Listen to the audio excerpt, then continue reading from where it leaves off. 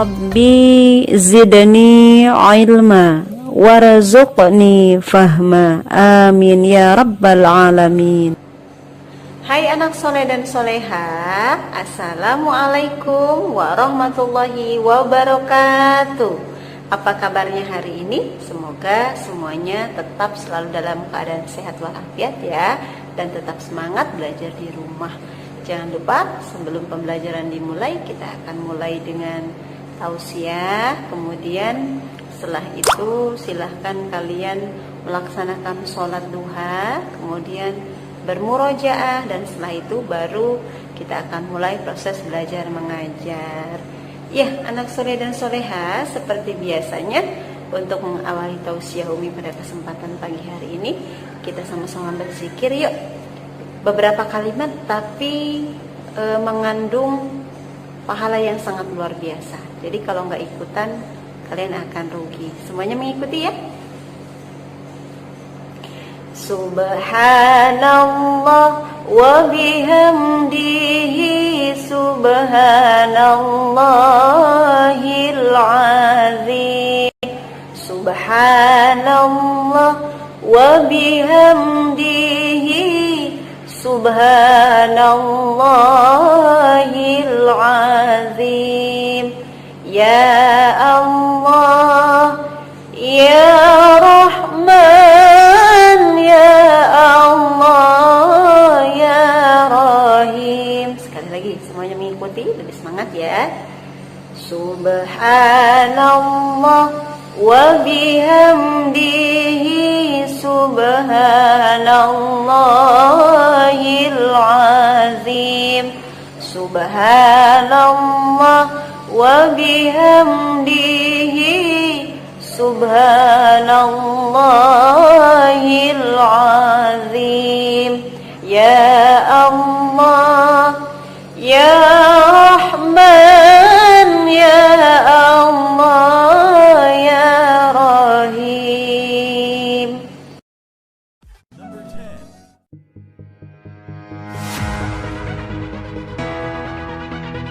Assalamualaikum warahmatullahi wabarakatuh. Alhamdulillahirabbil alamin, wa bihi nasta'inu ala umuri dunya waddin, wa ala alihi wa sahbihi ajma'in. Amma ba'd. Segala puji hanya milik Allah, Tuhan sekalian alam yang telah menciptakan kita semua dengan begitu banyak kenikmatan, sehingga alhamdulillah sampai dengan hari ini kita masih dalam keadaan sehat walafiat dan tidak kekurangan suatu apapun. Sholawat beriring salam marilah senantiasa kita sanjung agungkan kepada murabbi sejati kita, yakni Nabiullah Muhammad Rasulullah sallallahu alaihi wasallam, yang senantiasa kita nantikan syafaatnya sampai di yaumil akhir kelak. Amin ya rabbal alamin. Baik para pendengar yang dirahmati oleh Allah subhanahu wa ta'ala dan anak-anakku sekalian, pada kesempatan yang berbahagia ini Umi akan menyampaikan tausiah tentang salah satu asmaul husna, ya, Al-Alim, Allah Maha Mengetahui. Di dalam tausiah ini ada sedikit kisah di mana ketika di kota Mekah hidup seorang lelaki tua yang menjabat sebagai pemimpin kabilah. Ia memiliki 3 orang putra yang telah dewasa. Pada suatu hari ia memanggil ketiga putranya untuk menggantikan dirinya sebagai penjaga kabilah. Namun ia belum dapat memutuskan siapa penggantinya. Kemudian ia memanggil ketiga putranya, "Wahai anakku, ayah akan memilih salah satu di antara kalian untuk menggantikan diriku sebagai pejabat kabilah. Karenanya aku akan bagikan peti ini. Kemudian sang ayah berkata lagi, kuburlah, jangan sampai diketahui oleh siapapun. Nah, sekarang berangkatlah, kata sang ayah. Mendengar perkataan dan perintah ayahnya tersebut, kemudian ketiga anak muda itu berangkat dengan arah yang berbeda. Beberapa hari telah berlalu. Anak pertama telah kembali dan menghadap ayahnya. Wahai ayah, peti itu telah aku sembunyikan di atas bukit yang rimbun dan sangat gelap. Aku yakin tidak seorang pun tahu, karena aku menguburkannya di tengah malam gelap yang tidak ada penerangan bulan dan bintang, ujarnya dengan serius. Dan ketika mendengarkan penjelasan anaknya yang tertua itu, si ayah hanya mengangguk-anggukan kepalanya. Kemudian di hari berikutnya, anak yang kedua datang dan berkata kepada ayahnya, wahai ayahku, peti itu telah aku tenggelamkan di tengah padang pasir yang sangat luas. Tidak ada siapapun yang mengetahuinya, karena sebelum menenggelamkannya aku berjaga-jaga kalau saja ada orang, binatang, padang pasir, atau unta yang melewatinya. Selama itu tidak ada. Jadi aku benar-benar yakin bahwa siapapun tidak akan mengetahuinya. Sang ayah ketika mendengarkan cerita anak keduanya hanya mengangguk-anggukan kepalanya kembali. Kemudian pada hari berikutnya, anak ketiga yang ditunggu-tunggu belum juga datang. Kedua saudaranya sangat mengkhawatirkan keselamatan adiknya. Baru pada hari ketujuh si bungsu tiba di rumah. Kemudian mereka menyambutnya dengan gembira dan kaget, sebab si bungsu ini masih belum menyembunyikan peti yang diberikan oleh ayahnya.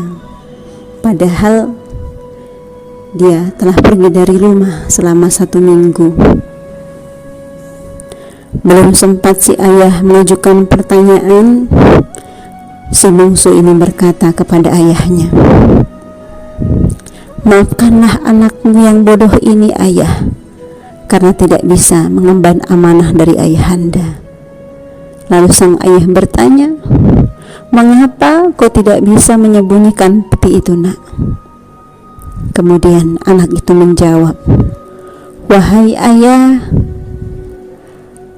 peti ini telah aku kubur di tengah hutan yang belum dijarah manusia, tapi aku gali kembali karena masih ada sesuatu yang mengetahuinya. Kemudian aku taruh di dalam sebuah gua yang berada di puncak bukit, namun masih juga ada sesuatu yang mengetahuinya. Kemudian ketika aku tenggelamkan di tengah lautan, aku mengambilnya kembali karena aku yakin masih ada yang menyaksikannya juga. Kemudian kedua saudara si bungsu yang sejak tadi memperhatikan tingkah laku adiknya bertanya, wahai adikku, siapakah yang kau maksud mengikutimu sehingga mengetahui peti itu? Tanyanya ragu. Kemudian si bungsu menjawab, jika manusia dan makhluk lainnya tidak mengetahui apa yang aku sembunyikan, maka itu tidak berlaku untuk Tuhannya manusia dan makhluk yang lainnya. Dia adalah Allah yang maha melihat. Dia adalah Allah yang maha mengetahui. Itu adalah penjelasan dari si adik bungsu. Kemudian ketika mendengar jawaban itu, sang ayah pun menangis dan berkata lirih kepada sang anak bungsu, wahai anakku, kau sungguh anak yang soleh. Aku percaya akan keimananmu. Karenanya mulai hari ini aku wariskan kepadamu kepemimpinan kabilah ini. Ya, pada akhirnya kepemimpinan kabilah sang ayah diwariskan kepada putra bungsunya yang luar biasa keimanannya, yang meyakini bahwa kemanapun ia pergi, dimanapun dia berada, sekalipun dia bersembunyi di lubang semut yang sangat kecil, yang tidak diketahui oleh satu makhluk pun ciptaan Allah, yang tidak akan diketahui oleh satu manusia pun, namun dia yakin dia tidak akan pernah bisa menghindar dari pengawasan Allah Subhanahu wa Ta'ala, Sang Maha Pencipta. Subhanallah. Ini adalah suatu keyakinan dari keimanan seseorang yang luar biasa, yang harus kita teladani. Semoga kita sebagai hamba yang mengaku beriman kepada Allah Subhanahu wa Ta'ala mampu menteladani apa yang sudah dicontohkan oleh kisah ini. Semoga kita memiliki keyakinan bahwa dimanapun kita berada, apapun yang kita lakukan, kita yakini bahwa semuanya dalam pengawasan Allah Subhanahu wa Ta'ala, sehingga apapun yang kita lakukan akan terkontrol.